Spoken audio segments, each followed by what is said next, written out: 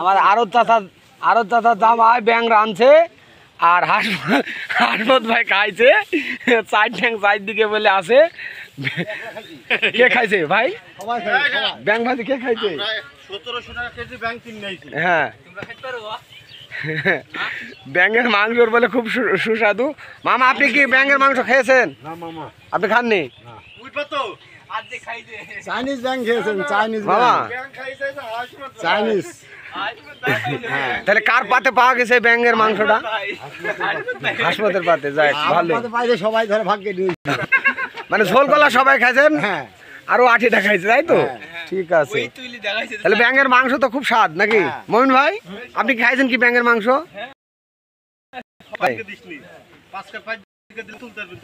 যাক ভালো, সবাই খাইছে, হাসমত ভাই বেশি খাইছে। ব্যাং দেয় মুখের ভিতর দিয়ে দিছিল। সামনেকার পায়ে দাও সব পিছে পাইনি চলে যাবে। এই যে কাজীপুর আরজ তহসিলদার চলছে কাজ। ও আবার বালির উপরে আবার দিব। এরকম কইছিল আমি নাকি ভাতে আবার দিতে হবে।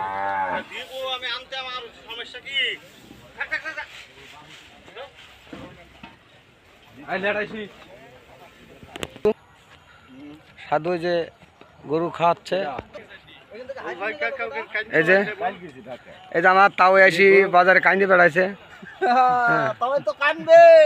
হ্যাঁ এই যে আজকে রাইটা আইছে, গরু গলা সব রেস্ট করছে। আর আরে দেখেন আমার মামার এ দুঃখ কাকে দেখাবে? না খাইছে গরু, না খাইছে নিজে, খালি খাইছে আর ঘুম পাড়ছে। মামা তাহলে ভালো আছেন তো নাকি? যাক আলহামদুলিল্লাহ।